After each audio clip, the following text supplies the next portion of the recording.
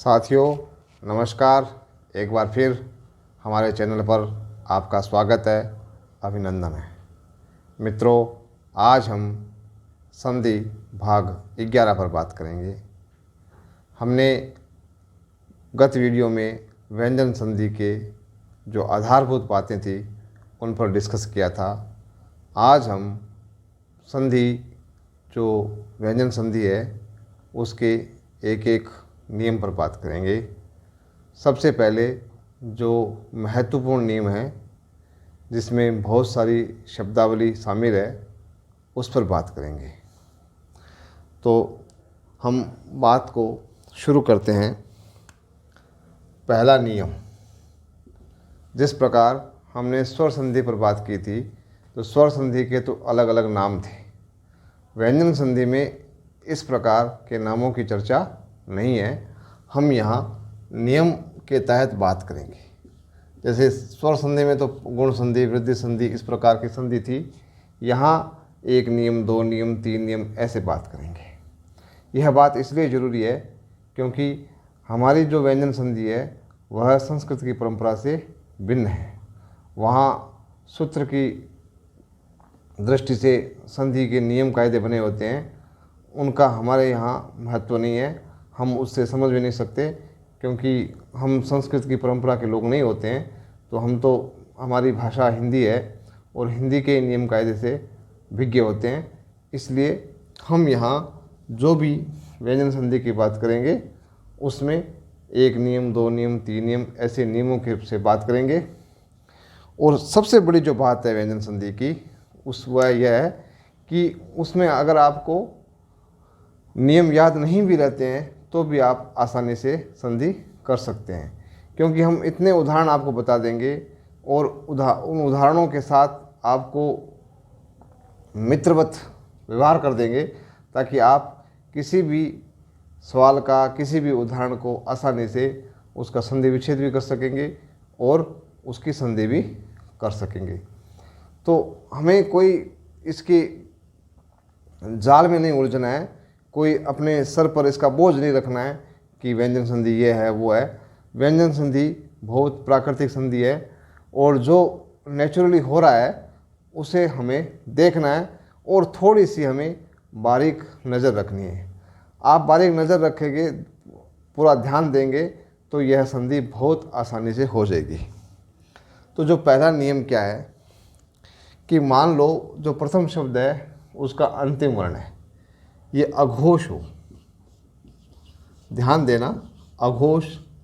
हमने जब घोष और अघोष की बात की थी तो बताया था पहला दूसरा वर्ण अघोष होता है, फिर तीनों सकार अघोष होते हैं। तो अघोष कौन से? क, च, ट, त और प। इधर प्रथम शब्द का अंतिम वर्ण घोष हो और उसके सामने क्या हो? घोष स्वर हो। घोष स्वर में सभी स्वर शामिल हैं। कौन से? सभी स्वर। और घोष व्यंजन। देखना, घोष व्यंजन हो और घोष स्वर हो। इसमें किसको छोड़ना है? जो पंचम वर्ण है, अंग, ण, न, म, ये हैं। इन पंचम वर्णों को छोड़कर सभी वर्णों को शामिल करना है। अगर इस प्रकार का मेल होता है, पहले नियम देखना कि इधर आए क, च, ट, त, प, प्रथम शब्द का अंतिम वर्ण, और सामने आए कोई भी स्वर आ जाए या घोष व्यंजन आ जाए। पंचम वर्ण नहीं आना चाहिए। घोष व्यंजन हो जाएगा तीसरा, चौथा, ग, घ, ज, झ, ऐसे। तो अब हम उदाहरण से इस नियम की अच्छी तरह से पुष्टि करेंगे। व्यंजन संधि में जो भी बात बताई जा रही है उस पर आपको बिल्कुल ध्यान देना है।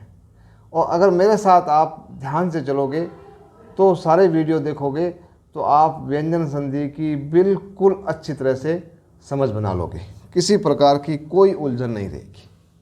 तो यह बात नोट कर लो। अब आपको आगे बताते हैं इसके उदाहरण की।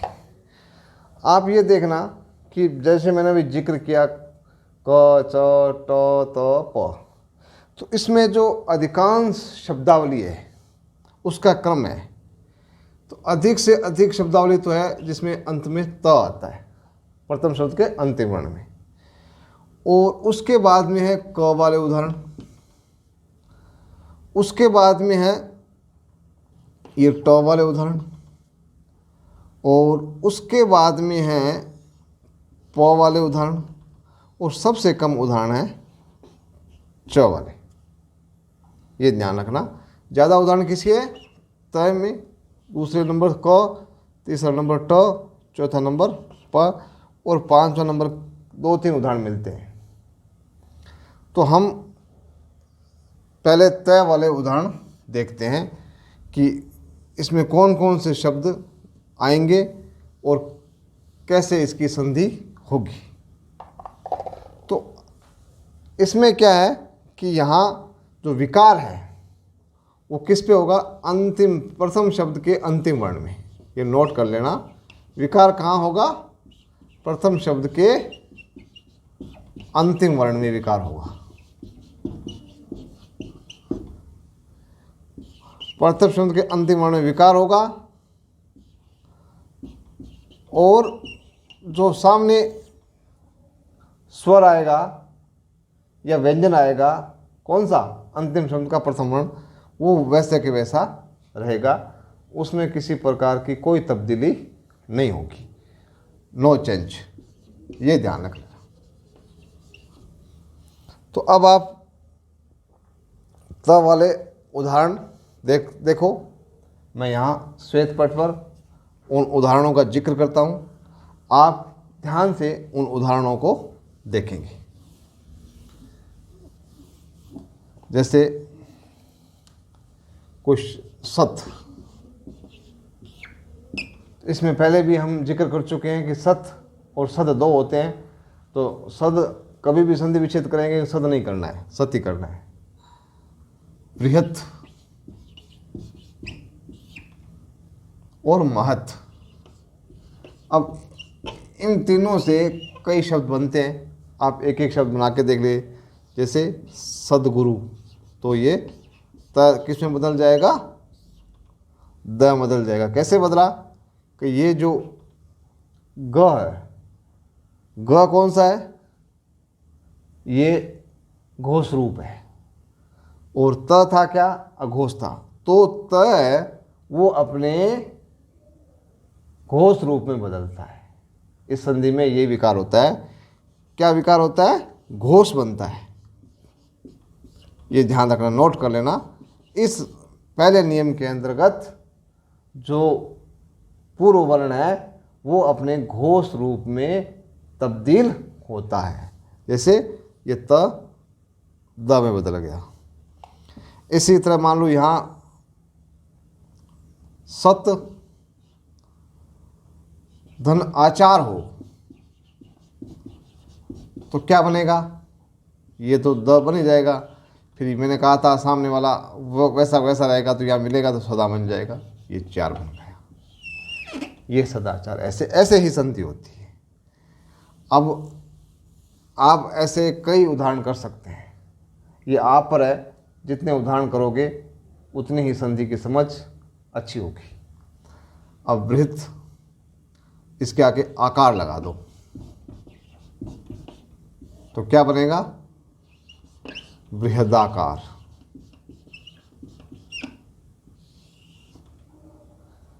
इसी प्रकार महत है, महत, इसके आगे इच्छा लगा दो।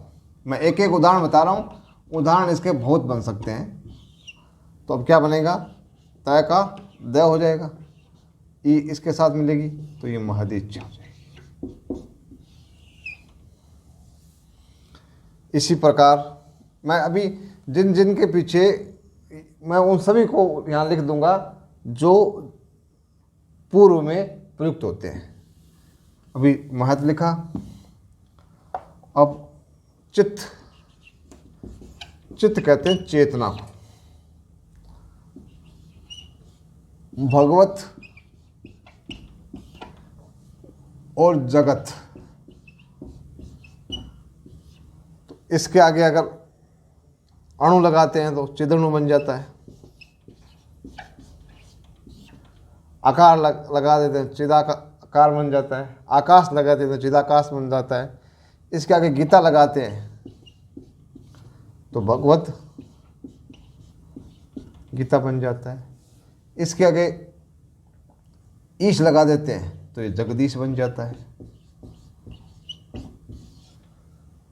तो अगर जैसे अपने को संधि की समझ नहीं है फिर भी पता है कि जगदीश शब्द आ गया तो ईश तो है ही, हमने स्वर संधि पढ़ी थी, बार बार इस शब्द को पढ़ा था।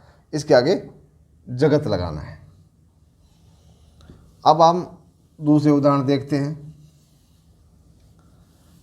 जैसे साक्षात शब्द आ जाए, साक्षात माने सामने, और उसके आगे आ जाए धर्म, क्या हो जाएगा? बस अपने को कोई ध्यान नहीं रखना, केवल इसका तीसरा रूप करना है। उसी तरह विद्युत आ जाए, यहाँ विद्युत लिखा है और उसके सामने ध्वज आ जाए तो क्या हो जाएगा? यह त में द में बदल जाएगा। और ऐसे लिखें, इसको ऐसे भी लिख सकते हैं। नहीं, ऐसा नहीं लिख सकते क्योंकि यह पूरा नहीं है, तो ऐसा ही लिखना पड़ेगा। उसी प्रकार हम 2-3 उदाहरण और देखते हैं तो वाले। अच्छी तरह से हम एक एक नियम को समझने की कोशिश करेंगे, इसलिए मैं बहुत सारे उदाहरण लिख करके अपनी बात को समझाने की कोशिश कर रहा हूँ। जैसे श्रीमत, तो अब श्रीमत भगवत आ जाए तो क्या हो जाएगा? श्रीमद् भागवत हो जाएगा। ये भागवत कर देते तो श्रीमद् भागवत हो जाएगा। अगर शात लगा दे, शात का मतलब होता है शायद, और उसके आगे वाद लगा दे तो क्या बन जाएगा? ये शादवाद, तो द में बदल जाएगा। जैसे भवत है और इसके साथ ये लगा देंगे तो क्या बन जाएगा? भव दिय। वैसे पोतदार है तो पोत संधिदार लगा दें तो क्या बन जाएगा? पोदार। तो ये लगभग इतनी ही शब्दावली है जो इस नियम के तहत आती है, जिसमें त वाले उदाहरण प्रयुक्त किए जाते हैं। जैसे मान लो ये जगत है तो जगत के साथ जगदीश बन गया, बहुत के साथ ये लगे बहुदीय बन गया। तो इसके साथ आगे तो बहुत सारे शब्द आ सकते हैं, परंतु पूर्व में जो शब्द आने वाले थे उन लगभग सभी शब्दों को मैंने यहाँ श्वेत पट पर लिख दिया है। अगर आप इतने शब्दों को ठीक से समझ लेंगे और अपनी मस्तिष्क में स्थापित कर लेंगे तो किसी प्रकार की कोई उलझन नहीं रहेगी। तो मैंने कहा था कि त वाले इसमें उदाहरण बहुत ज़्यादा है। अब हम दूसरे देखते हैं क वाले। ये दिशा को कहते हैं, इसके आगे अंत लगा दें तो क्या बन जाता है? दिगंत। वही देखो, अघोष, यहाँ घोष आ गया, ये क किस में बदला? ग में, और ये इसके साथ लग गया तो ये ग हो जाए। इसी तरह दृक, इसके आगे अंचल आ गया तो ये ग में बदल जाएगा, दृगंचल। देख रहे हैं? उसी तरह वाक और ईश लगा देते हैं तो क्या बन जाएगा? क किस में आ जाएगा? ग में, और एक ही मात्रा इसके साथ लग जाएगी, यह शब्द बन गया वागीश। अभी सब जगह देख लो, आपको एक तरफ व्यंजन है और एक तरफ स्वर है, या दोनों तरफ व्यंजन है, तो दोनों ही स्थितियों में व्यंजन संधि होगी। और सब जगह जो मैंने कहा था वैसा ही उनका आपस में मिलान हो रहा है। एक दो शब्द और है, जैसे ऋक, इसके साथ वेद लगाते हैं तो बन जाता है ऋग्वेद।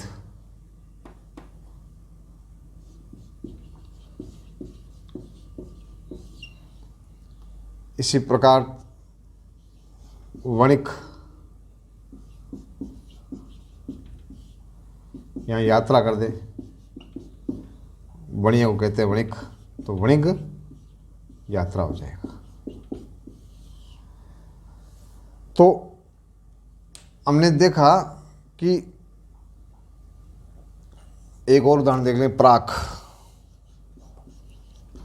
प्राक के साथ ऐतिहासिक लगा देते हैं तो शब्द क्या बन गया? प्रागैतिहासिक।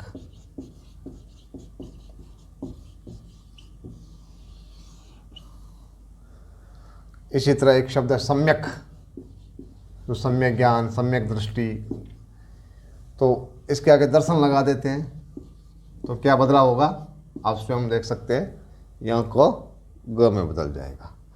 तो इस प्रकार हमने देखा कि सब जगह जो अघोष है उसके सामने घोष आने पर वो अघोष अपने घोष रूप में विकारग्रस्त हो जाता है। इसी विकारग्रस्त होने की प्रक्रिया को व्यंजन संधि के नाम से जाना जाता है। अभी हमने सारे उदाहरण किसके देखे हैं? क के। अब हम देख लेते हैं ट के। इसमें शब्द आता है सठ, तो सठ के आगे आनन लगा देते हैं तो क्या बन जाएगा? सडानन। इसी के आगे मान लो यंत्र लगा देते हैं तो क्या बन जाएगा? षड्यंत्र। इसी के आगे कुछ और लगा देते हैं तो फिर ऐसे शब्दों की रचना होती रहेगी। और अब हम उदाहरण इसके बाद में कौन से देखे थे? हमने देखे थे अप वाले, मतलब प वाले। अब प वाले उदाहरण देखते हैं, जैसे अप, अ प्लस अ धन, अच वाले देखते हैं। पहले अच वाले देख लेते हैं। अच धन अंत, तो क्या बना? ये अजंत। तो इसका और कोई उदाहरण ध्यान में नहीं आ रहा है। एक और उदाहरण ध्यान में आता है, अणिच, ये प्रत्यय है, धन अंत, तो अणि ये जंत बन जाएगा। इसी प्रकार ये अप धन द, ये बन गया अब्ध। ये सुप, इसको प्रत्यय मतलब अंत, तो क्या बना? सुबंत। उसी तरह तिप संधि अंत, ये भी प्रत्यय है, तो शब्द क्या बना? तिबंत। तो ये ज़्यादा प्रचलित शब्द नहीं है, ये जरूर प्रचलित है, ये है जरूर प्रचलित है। तो अभी हमने देखा कि इसमें जो अधिकांश शब्दावली है वो शब्दावली तो और क वाली है। ट वाली उससे कम है और प वाली उससे कम है और च वाली बिल्कुल नहीं है। तो इस एक नियम के तहत जितने शब्द आ सकते थे उन चारों शब्दों का हमने यहाँ जिक्र कर लिया। अब आपको अभ्यास ऐसा करना है कि अब सत से कौन कौन से सदगुरु, सदगति, और जैसे मान लो इससे साक्षात से और क्या शब्द बन सकते हैं, फिर वृहत से क्या शब्द बन सकते हैं, फिर सत से क्या शब्द बन सकते हैं। तो ऐसे आपको प्रावाक से क्या, जैसे वाग जाल, वागदान, सगाई को कहते हैं। हमने कहते हैं ना राजस्थानी में कहते हैं कि जबान दे दी, राजस्थानी में कहते हैं जबान दे दी, तो वो कहते हैं वाक दान। जो वाणी का दान करते हैं उसको कहते हैं वाक दान। तो वाक दान का मतलब यही होता है कि हमने किसी को जबान दे दी। बीकानेर में विशेषकर यह शब्दावली प्रचलित है कि फला रिश्ते में लड़की वाले ने जबान छोड़ दी या लड़के वाले ने जबान छोड़ दी। तो वो जबान छोड़ने का मतलब यही है, वाणी का दान कर दिया, मतलब बात पक्की कर ली, मतलब शब्द से वो तय कर लिया कि यह काम इस प्रकार करना है। तो उसके लिए संस्कृत में शब्द है वाग दान। तो इस प्रकार नए नए शब्द आप बनाइए। उसी तरह वाक जाल है, जो भाषा का जाल होता है, वाणी का जाल होता है, उसको वाक जाल बोलते हैं। उसी में वाक धन जाल आ जाएगा।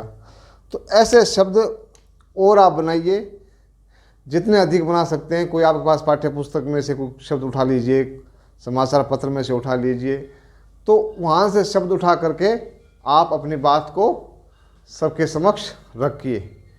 ऐसा करेंगे तो आप इस व्यंजन संधि के इस प्रथम नियम को अच्छी तरह से समझ जाएंगे। मित्रों, एक बात और कहनी है, वो बहुत ज़रूरी है। एक रामदरस मिश्र की कविता है कि कविता तो कविता होती है जो खुद ही बोलती है, सुबह तो सुबह होती है जो हो ही जाती है, चाहे मुर्गा बांग दे या ना दे। कविता कविता ही होती है जो खुद ही बोलती है, चाहे आलोचक मुंह खोले या ना खोले। तो वीडियो में जो हमारी सामग्री है उसका क्या पावर है, वो किस प्रकार विद्यार्थियों तक पहुंच रही है, यह तो विद्यार्थी खुद तय कर लेंगे। परंतु साथियों, हमारा काम ये है कि हम इस सामग्री को वहाँ तक पहुँचाएं। यह निःशुल्क व्यवस्था है और मेरी इच्छा है कि मेरी बात सब विद्यार्थियों तक पहुँचे। अगर ऐसा हो जाएगा तो मेरा ये जो थोड़ा बहुत परिश्रम है वो सफल मानूंगा और आपके सहयोग के लिए मैं ता जिंदगी आभारी रहूँगा। तो मेरा निवेदन है कि इस वीडियो को लाइक करें और अधिक से अधिक शेयर करें। और जो विद्यार्थी अभी तैयारी कर रहे हैं, चाहे रीट की कर रही हैं, चाहे फर्स्ट ग्रेड की कर रहे हैं, चाहे सेकंड ग्रेड की कर रहे हैं या पटवारी की कर रहे हैं, जहाँ पर भी हिंदी आती है उनको ये ज़रूर कहिए कि इस चैनल को सब्सक्राइब ज़रूर कर लें, क्योंकि मैं एक एक बारीकी से आपको भाषाई तत्वों से रूबरू करवा रहा हूँ और कोशिश करता हूँ कि सभी प्रकार की भ्रांति से आपको मुक्ति मिले। तो सभी शंका निवारण के लिए, अपने ज्ञान की अभिवृद्धि के लिए मेरे इस वीडियो को लगातार देखते रहिए। और जो कुछ भी मेरे से छूट रहा है या मैं कुछ ठीक ढंग से नहीं बता पा रहा हूँ तो आप मुझे अपनी प्रतिक्रिया से अवगत करवाएं। इसी इच्छा के साथ, इसी कामना के साथ, जय हिंद, जय भारत, धन्यवाद।